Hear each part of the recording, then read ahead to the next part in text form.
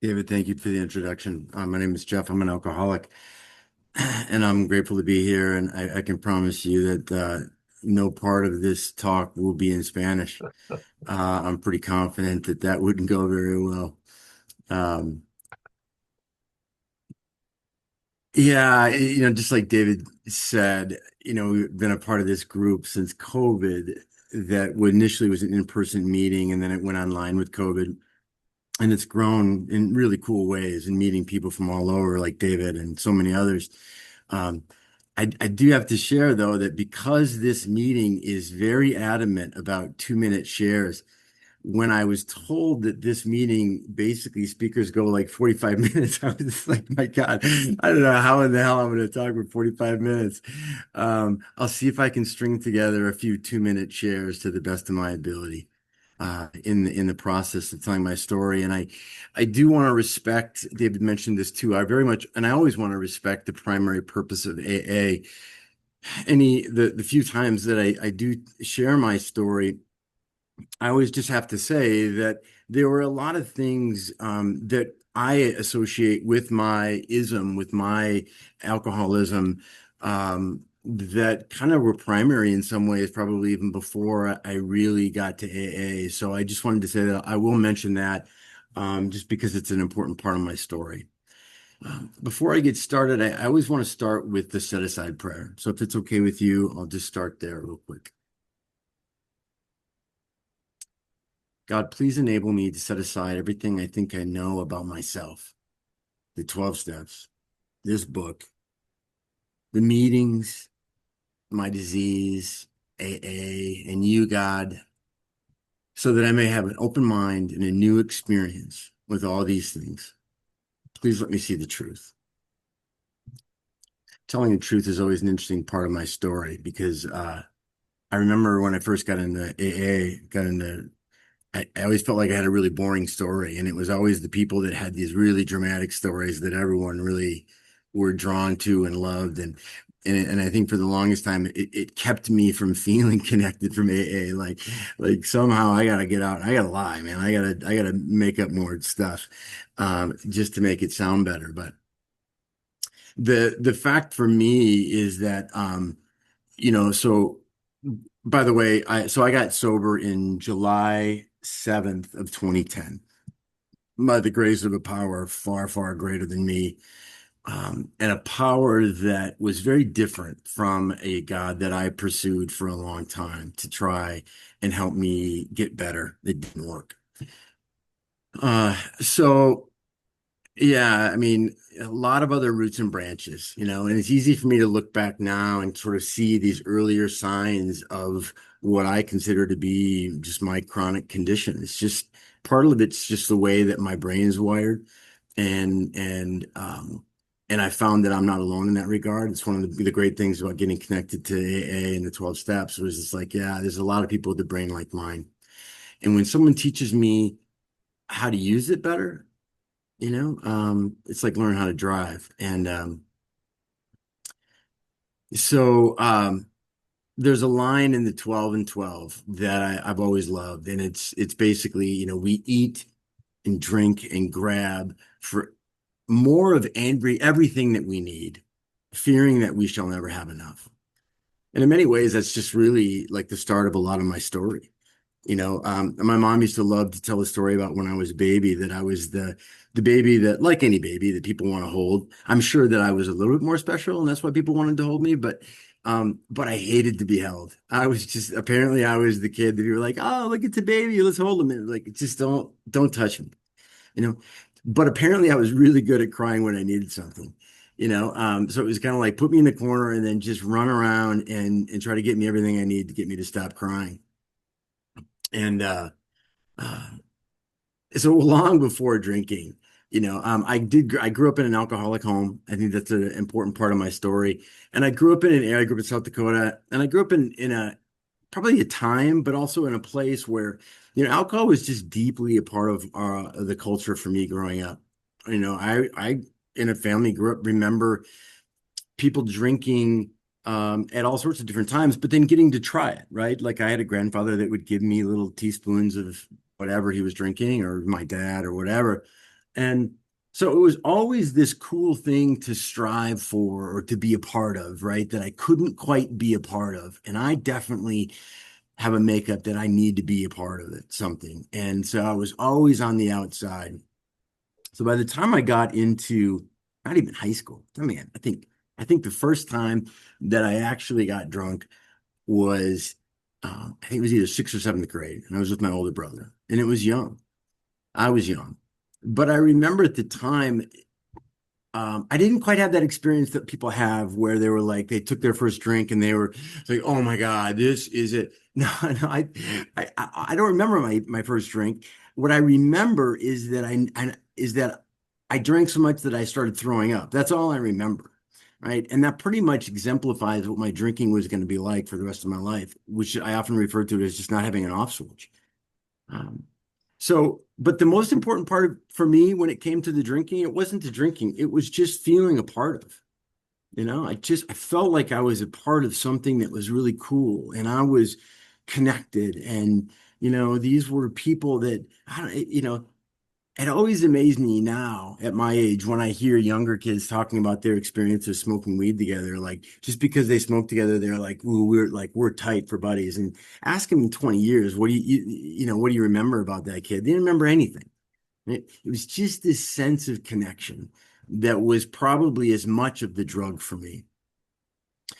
Nevertheless, because I grew up in an alcoholic home and with a lot of alcoholism and addiction and other issues, I learned really quickly that I didn't want to be like that. So one of the other key components in my recovery or in my, I guess, early addiction was just this sort of constant back and forth, right? This intense need for something that I knew I couldn't or shouldn't have. And it just plagued me. It still does some days. So because I saw that there was alcoholism in my family and I saw and I felt what that was like, particularly for my mom and dad, it was just never going to be me and it wasn't going to be me. So as I started to drink a little bit more throughout junior high, we also got into sports. And because I was big into sports, we would also go through periods where we weren't drinking and I was always in a sport. So there was a lot of high school where I really didn't drink a lot. Um, and I was kind of glad for that because I knew that when I was around it, I loved it. And I knew that I just, like I said, I didn't have an off switch. Although of course I could control it at different times, and always that always convinced me this, early self-delusion that I was different and it wasn't going to be me. Um, One of the other things that I realized as I got a little bit older was that my mom also really had some eating disorder problems, and it really bothered me a lot. And I remember being really angry about it, and I think that bothered me about it was that even when I was younger, I noticed that food was this sort of thing for me that I couldn't put it down. And because I was an athletic kid or because I was super hyperactive, I was just a little guy, I could eat a lot. And I did eat a lot.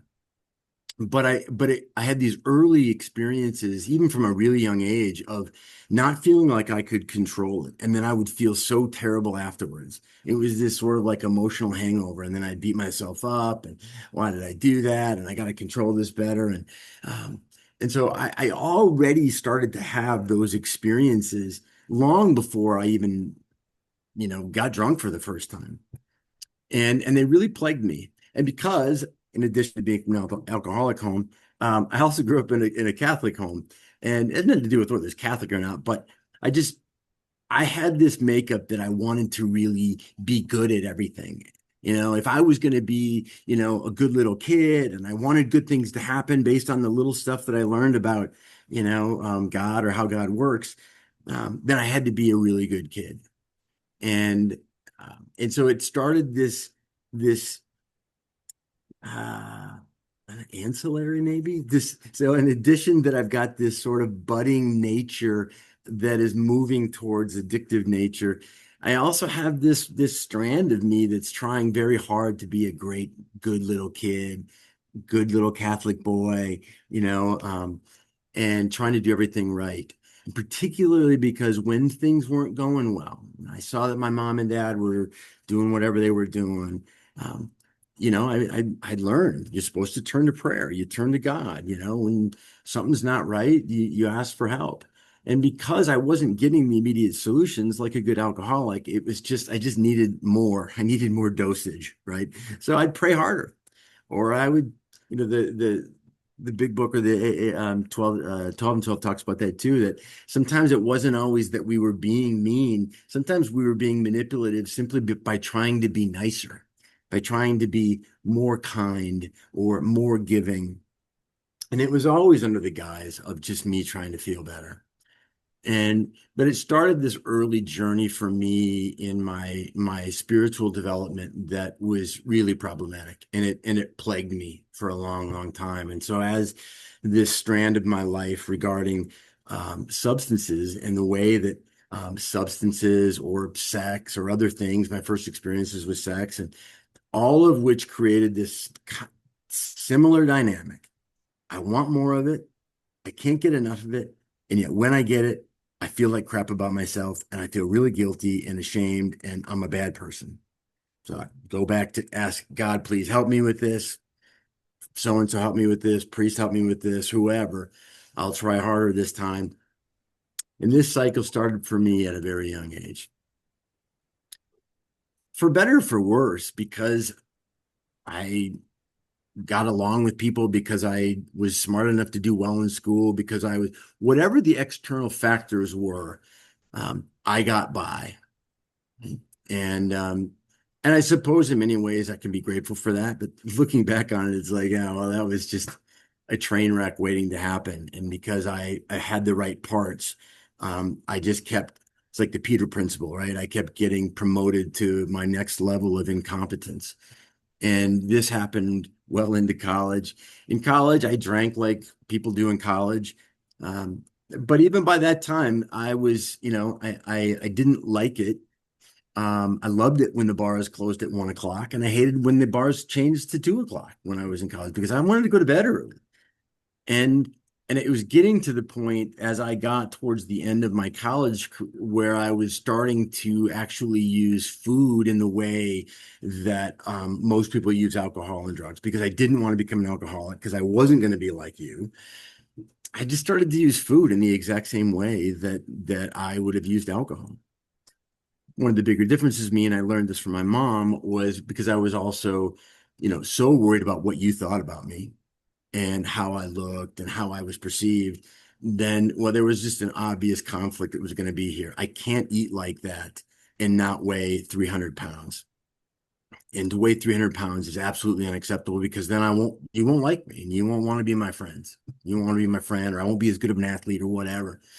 So I just learned what my mom taught me, basically, right? Start purging and start using bulimia behaviors, and that was sort of my substitute, and and man, when that happened, I just knew it was wrong right from the start. I knew it was wrong. I knew it was bad. But man, I was so caught up in this cycle already of I know this is bad, but I'll try harder tomorrow. And the more that I did that, like a good alcoholic, just keep trying the same thing over and over again, expecting a different result, it's not a surprise that I just felt worse and worse about myself. My life became that much more unmanageable internally. But once again, I always seemed to have the ability to make it look like my life was manageable, and I could talk a good game, and it was never ill-intended. It was always with the somehow delusional good heart, if that's even an appropriate term. And so go to college, doesn't get any better. Get to the end of my college. I know I got to do something about this. This isn't good. Um, I'm supposed to go off to volunteer in Central America. Um, I paused it to try and get some help. And just given the factors at the time, given the fact that I was a guy, given the fact that my primary issue at the time didn't appear to be alcohol, um, it was hard to get help. And so I ended up just like anything else, like, I guess I'll just roll with it. So I go off to Central America to volunteer. And at the time, I really fell into this really uh, devout Catholicism. I was volunteering with the Catholic mission, and it was just classic me. right? I just need to double down and I'll just try hard. And so, committed myself even more to this sort of deeply Catholic religious world. And in some ways it worked for a while, and there was a period where I thought, oh my God, I did it. It worked. Finally. I don't know why God didn't listen to me before. And, like as usually happens, it didn't last. And I ended up back in the US after that. And just, I probably look at about a 10-year stint at that point. Working back in the US for a little while, trying really hard to be the good Catholic boy, considering seminary, considering monastery, considering anything I can do to be free of this nature of me that I just can't handle. I want to date because I want to meet the right girl. And yet I have like the 12 and 12 talks about, right? I mean, there's a lot of realities that my time at AA have taught me about myself that were always there. I just didn't know it. Like the primary fact that we fail to recognize our total inability to form a true partnership with another human being. I wanted so much to do that. And I've often heard the opposite of addiction is connection. And I look back at how much I was seeking connection and I was trying so hard. And it's kind of heartbreaking when I look back, if I think about like the whole inner child thing, or I go back to trying to imagine a conversation with myself, man, what a good kid. It just couldn't figure it out. And I ran off to graduate school. I started a long string of geographical cures, graduate school in Boston. It was my first introduction to 12 steps. At the time, I tried OA, Overeaters Anonymous, because again, I wasn't an alcoholic. Um, that just was odd. It didn't really work, but I tried hard like a good alcoholic, man. I mean, I was going to try. I was going to, at the very least, I was going to prove that it didn't work. Um, and I was in and out of that. I didn't find a lot of success, but I never gave up trying. Um, at some point in my late 30s, I met who was going to be my wife. By that time, just building up to that, I'd actually gone and gotten some treatment for the eating disorder stuff, and as that was getting better, my drinking was getting worse. It's just by that point, it was like, yeah, this is what was always there, um, and I knew it. I knew it wasn't good, but so I meet who is to be my wife, and we had met about 12 years before. And it was the only person that I met that I was like, I remember saying that to my mom at one point, and she was like, "How was your weekend?" I was like, If I ever get married, I think I just met the woman I was going to marry." And that was the 12 years before we reconnected. So by the time we reconnected in my late 30s, man, I was just holding it together externally, but um, I knew this was it. I knew that we were going to get married and this was what was going to happen. And I was a train wreck. She was a train wreck. My friends all kind of saw that it was happening. And I just, being the good guy, just bumbled my way through it and got married. And it just kind of went the way that it did. If there was a great thing that came out of that I'm really grateful for was that all my other 12-step attempts, Al-Anon, I did Al-Anon for a long time. Um, they just, they weren't what I needed. And because my wife and I at the time were drinking together, even though I had quit for a while, I finally was like, I got to go to AA. Went to a local AA meeting that was down the street from me, and man, I just got lucky. I met a group of guys um, that had what I wanted, that I felt a sense of belonging. I felt a sense of connection. And and I felt a level of a level of acceptance, but a level of I was really allowed to do stuff wrong. I needed people like that in my life. I didn't need people in my life that were going to jump down my throat. Um, that would have been in the spring of 2010. I had one relapse. I went to Costa Rica with a bunch of college buddies. I was not going to drink. I told all my college buddies I wasn't going to drink. I did make it off the airplane without drinking. I'm not sure I made it out of the airport without drinking. So on the way back from Costa Rica, I decided to try it again. and tried to do it right. Got a sponsor. And again, I got lucky. The only guy I asked to be a sponsor was, and this meeting was great. And I loved everybody, but I was too afraid. I was still way too afraid. It probably, and this is no joke, I think as much as I love that meeting and still to this day and love those men, it's true that I honestly was 3 years sober before I felt like I actually belonged to that meeting. That's just so nature, a part of the nature of my ism that I don't, I'm on the outside. I don't really belong. And it wasn't true. It was absolutely BS. But the one guy that I early on asked to sponsor me, the only reason was because he had my name.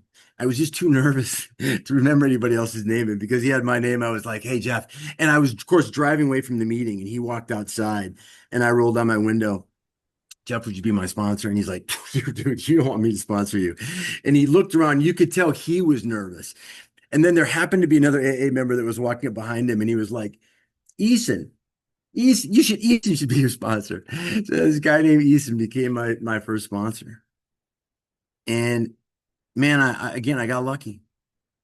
Eason was the kind of guy that I remember there was a couple things I'll never remember from him. One thing in particular, and this is how he said it.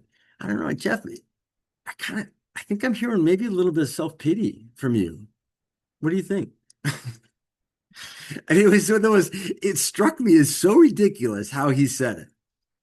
But looking back, it was like I needed it. I needed him to put it out there in this because if he had just said, dude, God, you're just full of self-pity and it's disgusting. I don't think I was too sensitive to handle that. And I'm so grateful for that. I'm so grateful to have been a part of this room of guys initially that um, just allowed me to do it wrong.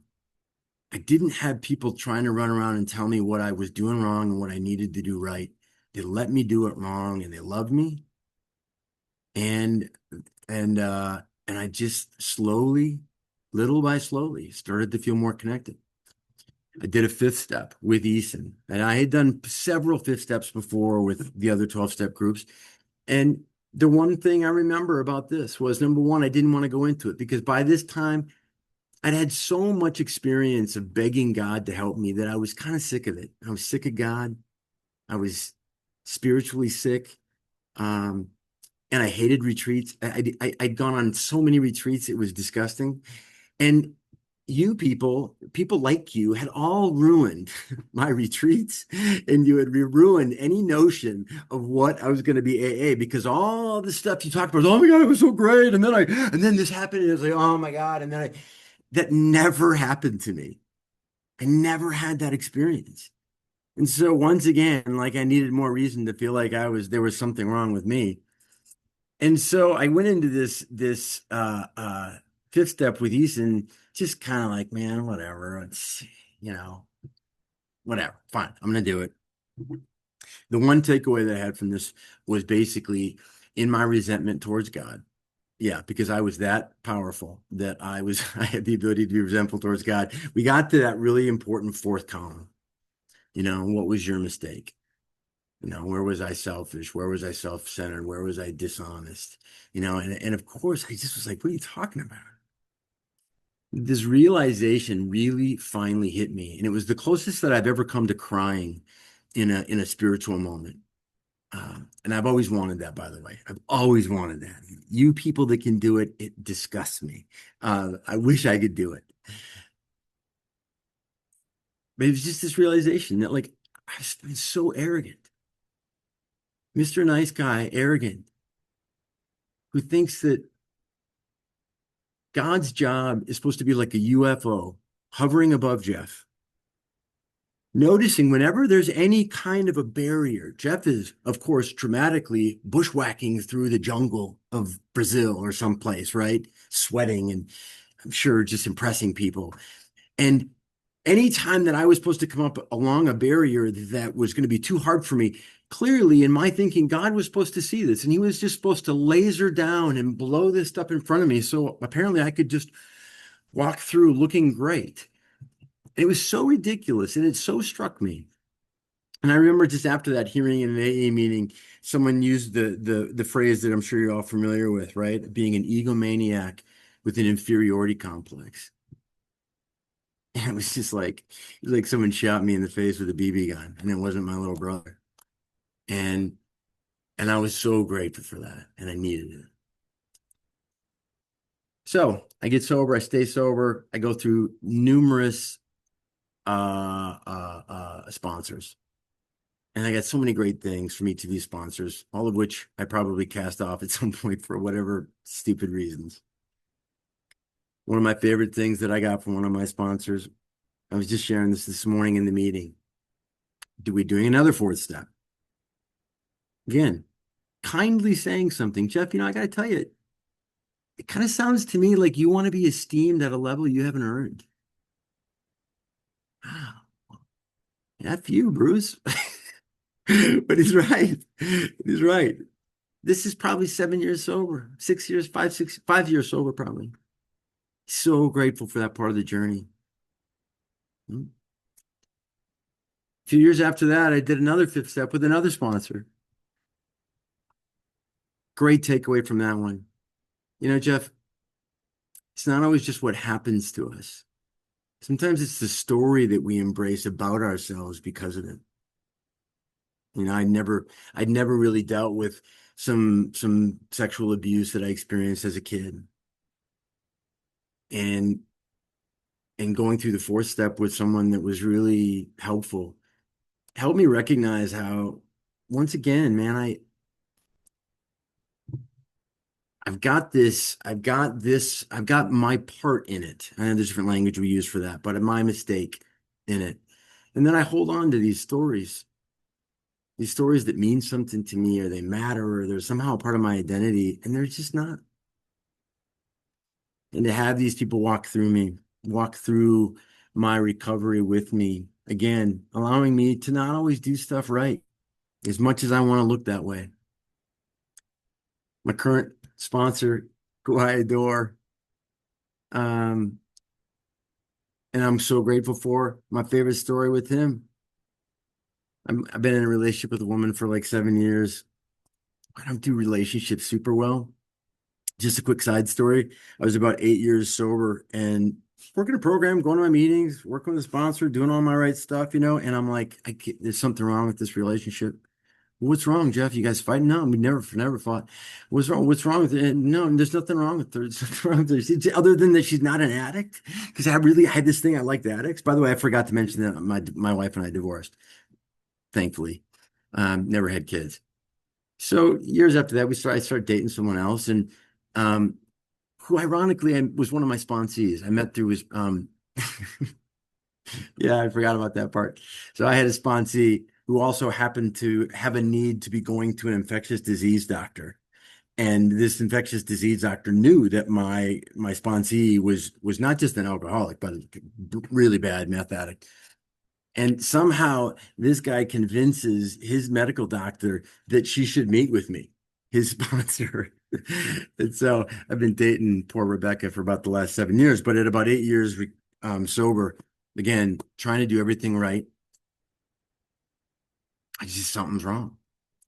And because I can't get out of relationships, I just have to do geographical cures. So I went on a sabbatical to Kenya for 6 months, about a year almost. And that was kind of my way of trying to break up with this woman, because this is me, and God, just the people that have loved me in that process. AA in Kenya saved my life. Not because I was going to drink, you know, but I was just kind of miserable. Wherever I've gone, there my problems are. I get back from Kenya, start working with this new sponsee, and probably one of the last great takeaways from a sponsee that I hope to never forget. I was trying to bemoan some of my relationship problems and challenges with him that were, of course, were really important, by the way, and absolutely essential. So much so that I don't exactly remember what they were, but at some point he was like, Jeff, Jeff, hey, Jeff. And I was like, oh, no, hey, Bruce, it's okay. No, I'm here. I'm sorry, it was my phone coverage. I'm good, though. I'm good. He's like, Jeff, he said, the phone coverage is fine. I just need you to shut up. Finally, what, 13 years, 14 years in recovery, I finally got to a place where I could hear someone say, Jeff, shut up. Shut up. I would have never been able to do that. And it came just through the loving hands, the loving arms of amazing people that I can't always say why they've loved me, but I know that I've struggled to love me ever since I was a kid, ever since I couldn't control or manage myself in a way that I felt like I needed to. There was something about getting into AA and finding AA and having AA give me a plan. Jeff, just come on, man. Let's just try this stuff. Prove it wrong. And the loving connection with people that I never really had to explain anything to again. And I always needed that. I needed people to understand me. Why? Because apparently I need more me and other people to understand me. No, no, Jeff, just shut up in a loving, compassionate way. Just shut up. And it's probably the best reason for me to way to close this conversation that what's it like for me now? Man, I'd love to say that at 15 years sobriety, I've gotten to a place where I don't need someone to tell me to shut up. I still think that's true. I'd like to think I've gotten to a better place where I don't have to do things wrong per se as much anymore. That doesn't mean that I think I do it right. I know I don't do it right. I love having sponsees because I've learned more and I've heard this said. In fact, I used to hate it when sponsors said this to me. Like, just talk about telling somebody to shut up. Don't tell me you learn more from me. But I've had the experience of seeing myself in people that I work with, and I don't feel judgment, man. I really don't. I feel, if anything, I call it my sponsor and I'm like, oh my God, is this what I sounded like? Yeah, yeah, yeah, yeah. And I loved you then, and I love you now. And man, what a just life changing. It's beautiful. And I'm so, so grateful for that. I'm grateful for the crew, particularly of men that I have come along in my life and that have really embraced me. I feel like I'm at a different place in my life where I can make a relationship work that doesn't have to be an addict. It doesn't have to be, it has its challenges. And this is when I need my crew. I need my guys who I know get it when I say things like, it's like something is wrong with her. I know nothing is wrong with her, or it's like something is wrong with whatever. It doesn't matter. And AA continually brings me back to that. And AA and my experience with God and my experience with higher power, which AA healed. AA gave me a higher power that never worked for me before. Never. As much as I tried, I was the guy that had a lot of religion and no spirituality and no recovery. It didn't work. And the greatest experience I have of God now is simply the experience that I have in connection with other people and I have that sense of connection. I happen to be looking at Ryan Lapper right now, who I just adore from my meeting, Rob Hill. And this might be the closest that I get to feeling teary because I love this feeling I get when I just know I'm good. I'm connected. And that's all I got. That's my story. Thank you guys for letting me share.